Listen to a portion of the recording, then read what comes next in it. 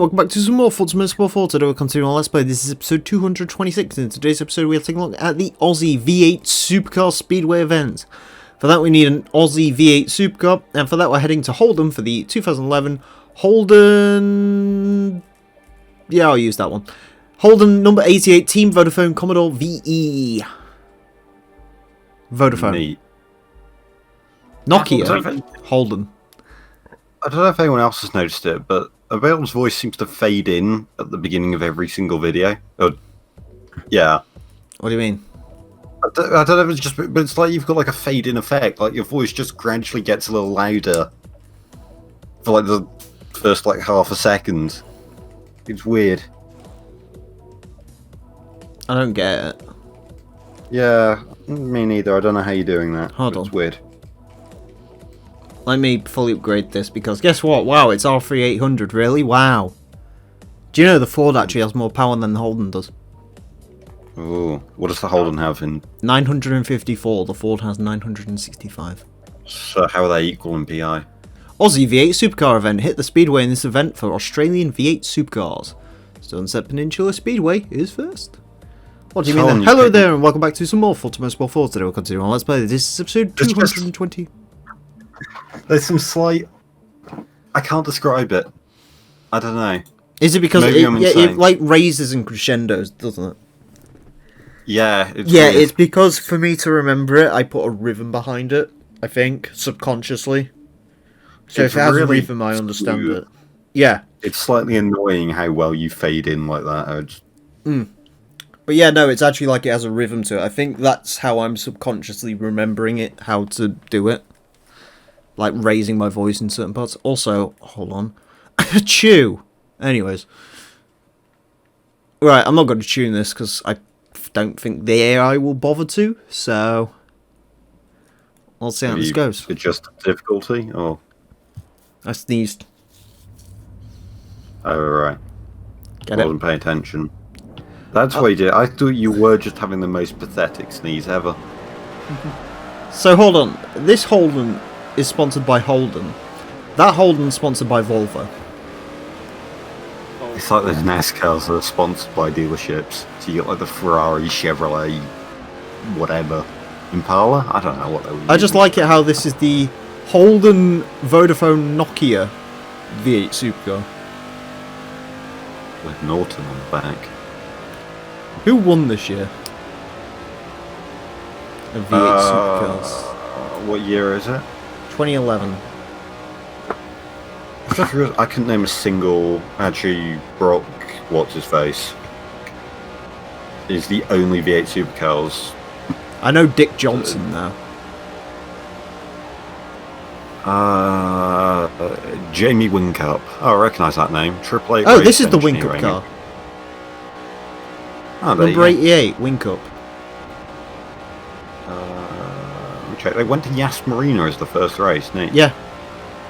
I think they still go to Yas Marina.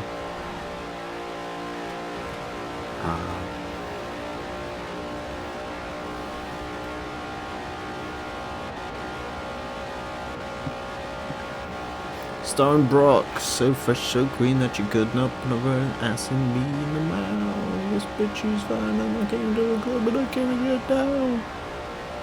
And I play with your party love. Yeah, Jamie Whincup, number 88. Hey, so we're driving the Champions car. Yay! He got 3,168 points. Yeah, the V8 It's Supercars scoring is what Failrace uses, and points. it's really weird. I don't get why Failrace uses that scoring system, because it looks pretty bad, but... Who am I to say about someone's scoring system? I can't even Mika remember. Salo did 2 races this year. Mika Salo. And Jan Magnussen. Yeah, it's not hard to beat drunk Aussies. Liuzzi. Klein. What race? Clean. Oh, Bathurst. Clean. Actually, wait, no, if you didn't. Sebastian Bourdais. Oh, you did that? Yeah. He did it in Surfers Paradise Street Circuit. I like how the fucking interior view of this car is still entirely useless like the Ford. Like, it's just got beams and shit blocking the windscreen so you can't actually see anything. Mikasalo has a Twitch channel. Mikasalo has everything. All I know about Mikasalo is he just had white hair and drove a Ferrari at one point. Yeah, that's all you need to know. And that he won the 24 Hours Le Mans, probably. Oh, did he? Did he? No. I don't know. Did he? I don't know who won the 24 Hours He Le drove Mans. the Toyota. I know that much, which... Yeah, I mean, that doesn't help. If it's a Toyota after 2018, then yeah, sure, but... He won in class twice. Wait, did he not drive the Toyota? I thought he did. Wait, hold on, am I imagining stuff? Mikasalo has everything except a GP win. Oof. I thought he drove the Toyota. Did I make that up in my head? Can't be any worse than the other things you've made up in your head.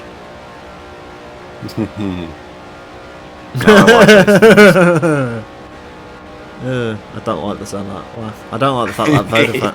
I don't like the fact that Vodafone logo's upside down. I swear he drove the Toyota. Fine. I'm insane. You've just noticed?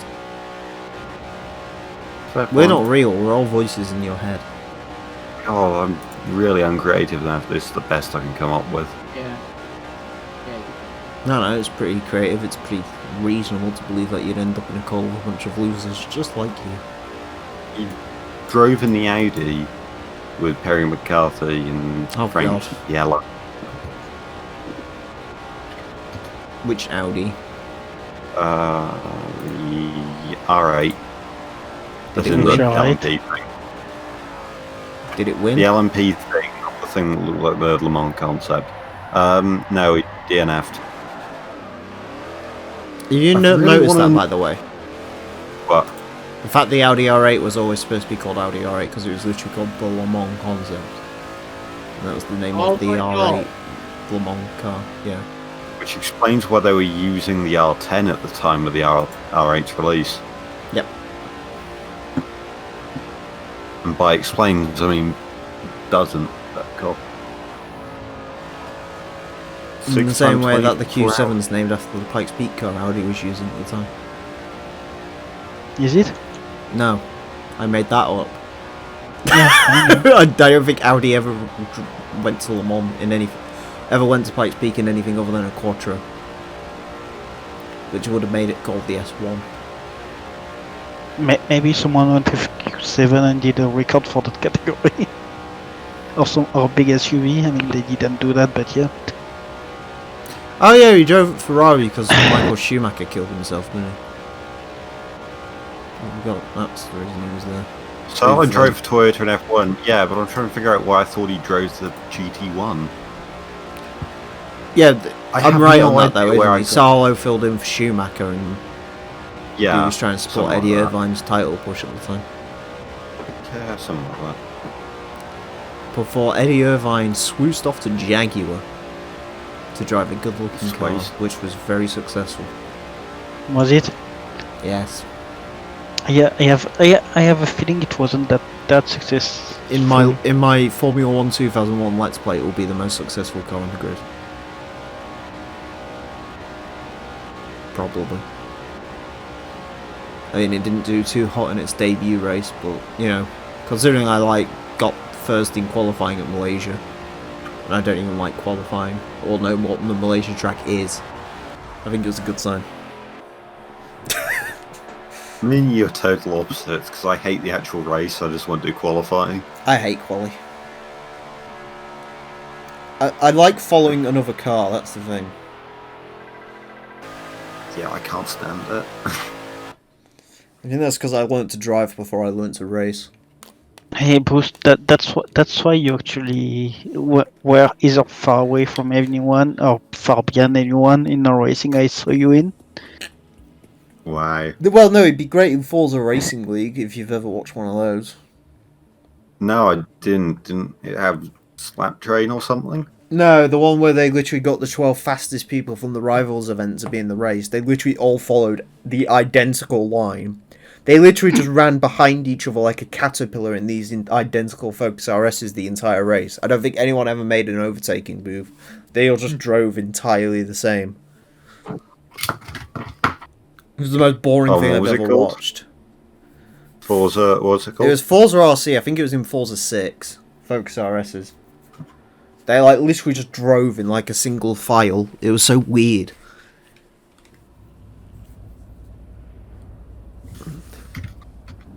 I think it's when the Focus RS had just come out. Hey. Can you tell that the Fords are better than Holden's, by the way, because the Fords always start in pole. I'm trying to start a war in Australia so I can get myself some land out there. That's a good idea. And then make a nuclear power station. Why would you want to make a nuclear power station in Australia? Because nuclear power is the best power. Look how much it helped the Ukraine. Oh god. It put them on the map, didn't it? No one would know what fucking Pripyat was unless it exploded. Now look at them, they have a booming tourist economy. I bet the locals are thrilled. God damn it. Or cancer ridden, you know, but mostly thrilled. Oh god damn it. I don't know how I can stand you sometimes. I don't know how I can think of this shit, I'll be perfectly honest. I think there's a reason why I'll never be successful on this platform, and I'm fairly certain that's it, right there. Because it'd be like, hey YouTube, I'm thinking of promoting this guy, and then they'd just come onto the video, watch As a Course on a Faggot within like the first 5 minutes. And then they'd just click on a bit where I talk about Michael Schumacher actually being Ralph Schumacher. Because he's been Because he's brain dead, yeah. And then you say that fucking the best Ukraine got was Chernobyl. Saying, I mean, you know, got a pretty good show out of it, I heard as well. I mean, I'm gonna say it may not be the worst that we ever did. Yeah, you can't complain anyway, because all it did was kill all the wine in England, so the French wine could take over. Did it? Yeah. It landed on the west coast, that's where they grow wine here. Oh yeah, I mean... No one grows anything on the east coast apart from turnips and immigrants. But you can grow them. Yeah. I mean, they grow people for the Jeremy Kyle show, so... Did it actually fucking irradiate the land? Yeah, that's where most of it landed. If you look at a map of where the nuclear dust sort of went it sort of sprinkled its way across the northern part of Europe and ended most... Like, the bits that didn't end in the sea ended in, like, Somerset, I think it was. I mean, in France we don't know about it because, as the government said back in the day, it stopped at the frontier. The cloud, it stopped. Yeah, France basically lost it. France didn't get a lot of it. Like, if you actually look at the map, it's quite, like, there's little sprinkles, and then it's just like, you see, like, the west of England gets, like, a decent cloud of it. Yeah, I mean, we got enough to fuck a lot of people for a while. Yes, we are driving the Australian V8 Supercars Speedway event. I am driving the car of Winchip, who apparently won a championship or something. This year, 2011. Jimmy Win Cup? I don't know who won. I think the Volvos won one year, I think. And then pulled out because lol Volvo. Yeah, I mean, I think that they pulled out. I mean, I can't. I think they pulled out for WTCC. Yeah, and I mean, to be honest, now. And then they got out of that and replaced it with those weird link things that have the headlights in the wrong place. Yeah, Wing Cup, that's it. Yeah, the fucking Chinese thing. Yeah, like I know the one. Yeah, the link. Yeah, the one that lied about the record on Nürburgring by saying it was actually the stock car, but it was the race car. Yeah, you didn't know they did that? No, doesn't surprise me. Just as the Chinese, they'll tell you Yemen Square didn't happen. So. Yeah, like but basically, yeah, they They basically said, yeah, oh, we made a new record for an electric car, and then it happened that it wasn't the full stock one. Oops. Nice. That's a good question, actually. What? Daniel has got a question for you, Boost. Yeah. What do you think of the 1994 Volvo BTCC car? That's overrated. Next question. I think it's underrated. By who? People think it did badly. No one does. No, they do.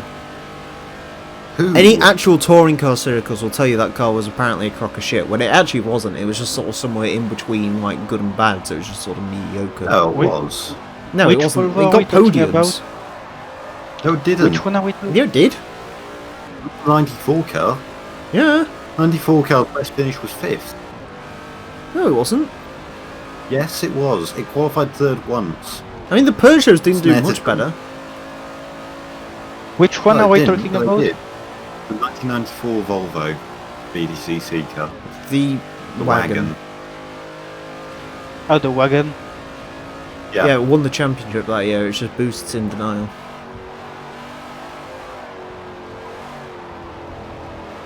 The problem is when you're doing that, you're so good at doing a deadpan voice and sounding completely serious. And the thing is, I know you so well, you're stupid enough to actually think that. Wow, fuck you. This is the thing. No, but it's genuinely the case. It's like how I feel the need to correct Dazza every time he calls it a spoiler. Calls his spoiler a wing, even. I've got It's a wing. because I know you too long enough I've got a wing. to think that you actually believe that. No, but I've got a wing. Okay. Yeah, Good for you. My car is actually has a wing. By your definition, my car has a wing. What, my definition of it needing to be a streamlined aerofoil shape? It is. I think it is. It is. I don't know, I haven't looked at it. Honda told me it provides more downforce than a Formula 1 car at 120 miles an hour on the motorway. How much understeer do you get at that They speed? say it was actually inspired by Jenson Button's 2006 race-winning Formula 1 car. What, so it only works when the weather's changing? Yeah. Which is useful because you don't put slick tyres on your road car, do you? Because the weather is always changing. Yeah, you die. Yeah, Boost. I've Fucking put slicks nerd. on. Dirty That's kind nerd. of fun. I do want to say You're not even manly enough to deal with the steering lock in your 500, let alone fucking putting slicks on anything. I want Cup Sport 2s. Cup Sport RS2s? I can't remember what don't they're called. care. I don't even know what tyres are on my car. I literally don't care. They're not cheap, I know that much. That makes it even worse. If they were cheap, I could understand. They're Falcon something. I've got no idea what they are. They're just tyres, aren't they? They're not just tyres. They are just tyres, though, aren't they? They're not. No, but they are Tyres just are- tyres, really, aren't they? No. Go fuck Tyres, yourself. tyres are literally the most important thing on any Yeah, but they car. are just tyres at the end of the day. It's a bit like calling Greta Thunberg a miracle. She's not a miracle. She's a person. That's all she Think is. you're- She's just a you're cunt. comparing She's just a apples cunt. to- You just want to go on a rant about Greta, don't you? It doesn't matter. The media don't care about her anymore because she's too old to use for profiteering off her anymore. So no one's going to care about her. She's going to develop a drug addiction. She's going to be dead by the age of 30. What are you fucking talking about now? Anyways, 1999 DTM car Boost, Alfa Romeo, go. I know nothing about it. I don't either. I thought you might. Let's do some research. What was it? 98? 99. 99. I don't even think the 156 had a DTM version. It wasn't DTM anymore. It was it? Yeah, 96 appears to be the. Oh, DTM died in 96, so it might be a bit of a problem. It was IDC. 1994, he said. 94. What, in DTM? Yeah.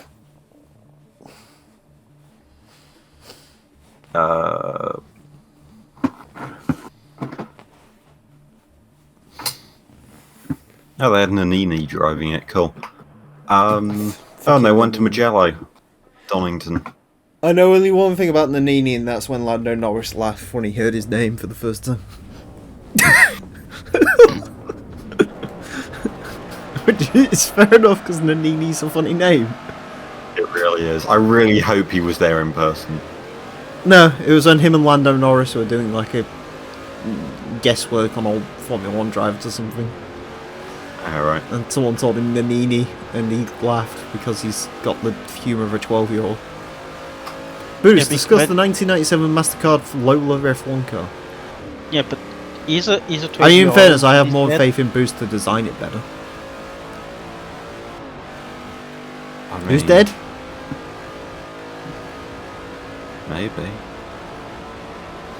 What, you don't think you could design the 97 Lola better than they did? I mean, I could give it a go. Let's take a look at it and see what if I can see anything of note. Well, apart from the fact it was a kart chassis. That doesn't mean a lot. I mean, it's probably quite heavy because of that, because karts are a bit heavier than F1 It was heavy and had usually. a bad engine in it, so you can't change either of those two components. I mean, I'd have to look at the regulations and see how they were using the boundaries and whatever. No, look at Adrian Newey's design. I mean, I'd have to look at his 96 design because it'd be a bit unfair to look at 97 cars because they wouldn't have had that foresight. No, I mean, Newey designed the car in 96 anyway, so... 1996. I don't Never- think I there's mean, much change to the regulations never between mind. 96 and 97. Yeah, I'm not sure. Let's see if we can find out. Too heavy, too Oh. light, too long, too bright. That was the year where Ferrari showed up first of all with a low-nose car, wasn't it? Yeah. No idea. I That think was that was fun. the first year Schumacher drove for them. That's all I know. Yes, it was 96. Rule changes. Cockpit opening. Or something change.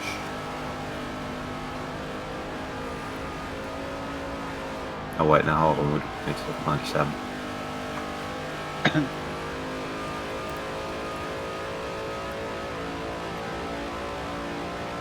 Isn't it weird how Schumacher was with Ferrari for 9 years and only got 5 titles compared to what was he with Benetton for? 4 years and got 2? Huh. 1997 was the last time an F1 championship was won by a non-European driver. Oh, Newhouse shouldn't have won anyway. I wish Newhouse hadn't won because he's a prick, but that's a different topic. And also his performances in late years sort of prove the fact that maybe he shouldn't have won. But oh well. I'm not bitter. Fucking asshole. Opel Calibra DTM 96. It had a cool wing. I know that much about it. Didn't was driven by DTM Keke die because Rosberg. Mercedes was the only one who showed up? No. Because like the C class I won don't know. everything in like the 90s, if I remember rightly. C class 1, yeah. Yeah. Really win everything. Right, I don't really see what's so special about the wing on the Calibra. I mean, it had a good aero package in general. It's quite cool looking, yeah. Very it's kind of just like aggressive. a standard low drag wing. I can't believe that guy still thinks he's cool. So, I think that's him. Some dickhead in an FTO who drives past my house and revs it. It's like, mate, no one cares about your FTO. With your second-hand Velside kit on it. nice. Boost, the VW Passat BTCC car. It was the slippiest car Toxic. on the grid. Technically. I have too many tabs open. I'm I'm close being to asked them. too many things.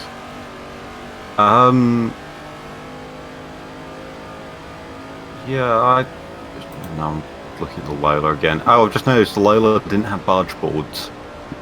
That's wait, did it not, or is it just the car? Oh, I mean, no, in it fairness, did. the car It's they just used in the testing angle. didn't have an airbox, so...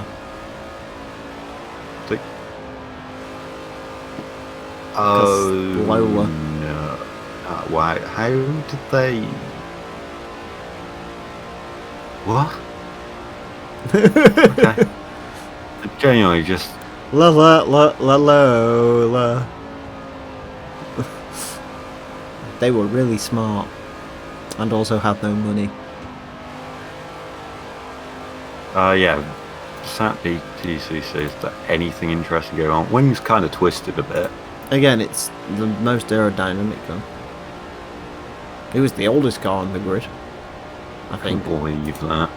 Yeah, I can believe that with that roof line and everything. I think it was that and the FK2 Civic was the oldest. The grille blocked up and everything. Yeah, now I can. Yeah, actually no, the Passat was 2012, FK2 was 2013, and the BMW 1 Series, which there's still a few of, were, I think anyway, were 2014 cars. So they're going to be the oldest cars on the grid next year. Mate, And the it's very Infiniti difficult is finding- technically... The Infiniti is technically a brand new, but they're 2015 based, I guess. Oh, look at that, carving through the field like a motherfucker. VW Passat reminds me of the ZB Commodore. I don't really know Commodore chassis, I'll be honest. All the Commodores look a bit dopey to me in standard trim, I know that much. Because they're just sort of big Aussie-like cars. Later, Daniel Plant Pot. Later, Daniel. Yeah, that's it. Whoa! That was not a good time to overtake. Dirty air. What else can I blame it on? I'm just trying to find a picture of the back of the Passat that's in good quality. There's a I picture. think I'm It's a great garbage. picture of Hamilton crashing it. So, it seems to be a fully flat floor, no streaks or anything on it. I don't think it was a Interesting, I serious wonder if that's question. regulation. I don't think it was a serious question. Yeah, the wing's weird because it's twisted, but only in the centre. It's not as dramatic as. Well, I suppose it wouldn't need to be, would it? It was built by turnip farmers, so. Yeah, I don't know. That's a bit. I wonder actually if that's more to do with the strut mounting. It's only twisted around those. I don't have a clue, man. All I do know is that's the end of this. Cool. Yeah, cool. Woo! La la la la la la. That's it for this episode. Thank you all very much for watching. Next time we are going to be taking a look at the Stock Car Speedway event. So join us for that. Until then, NASCAR. Farewell. You know the fear, the sorrow that my heart holds in knowing just where my hopes and dreams are going. I'll only pay. Got up in a wall that you are not part of. Eyes on this letter, your father with love.